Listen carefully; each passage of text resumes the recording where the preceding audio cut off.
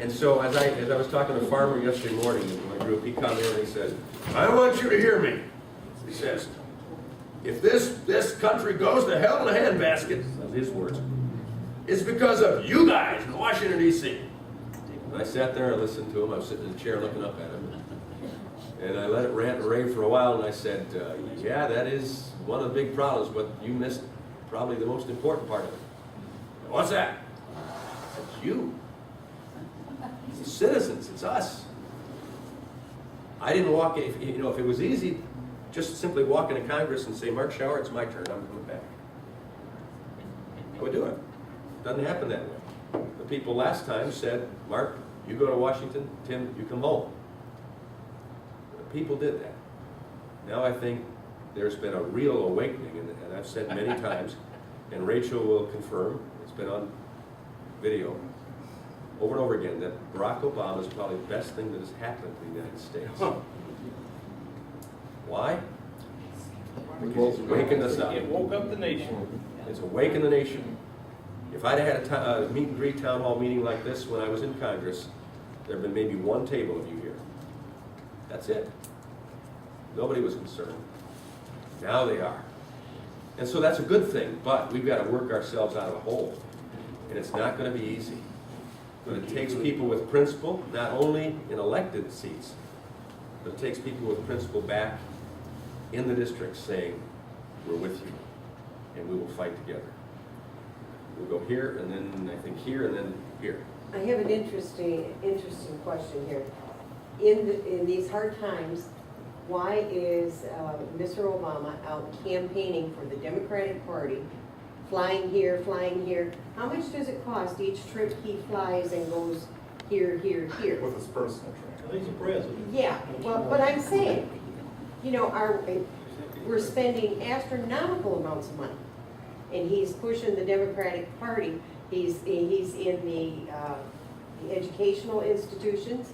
He's out there hitting the young people, which is what he did when he campaigned, and the young people got out and voted, and I think that's huge, because a lot of the young people do not vote. They're not really into the politicking. So, but look at the monies we're spending. Who authorizes all this? He can just say, I'm going here, here, here? Is there no checks and balances to? I believe, and I don't know this to be a fact, but I believe if it is a pure campaign trip, that his campaign funds has to reimburse for the cost of that flight. Who checks it out? How many leaders?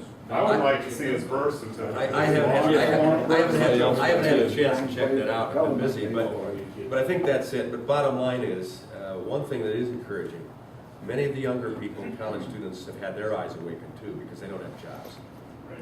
And they heard the hope and change, and right now they haven't seen it. They've seen the unemployment go up. They've seen the widening between the rich and the poor. They've seen a greater racial gap that's going on. They've seen less and less unity in this country. And I had two young men come up to me, one at the fair yesterday and another at a town hall meeting, college students, and say, we're voting for conservatives this time because it's not working this way. So they're waking up.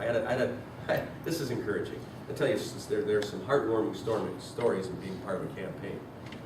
But just the other day, last Friday, I got a contribution from a little guy, 7-year-old Joseph. And so I called his home to thank him personally. Got his mother, and I said, I'm calling for Joseph Blunt. She says, okay, who are you? I said, this is Tim Walberg. Oh, Tim Walberg, yeah. I said, I wanted to thank him for his contribution. She said, oh, he wanted to do that so bad. And I said, $20, pretty big money for a 7-year-old kid. And she says, yeah, but that's how he wanted to use his birthday money. Wow. And then Saturday night, I was sitting across the table at a barbecue, and this husband said proudly to me, he says, my wife was out campaigning for you, walking door to door this afternoon, 3 hours. I thanked her, and she says, yeah, and then the husband said, and yes, she has a broken foot. Look down, she's got a cast on her foot. That's a type of involvement that I think Barack Obama has brought to the table. He has awakened people to get out, get involved some way, somehow. Like Benachek up in the 1st District, who says, I'm a retired guy, but I don't need to fly fish. I need to return this nation to my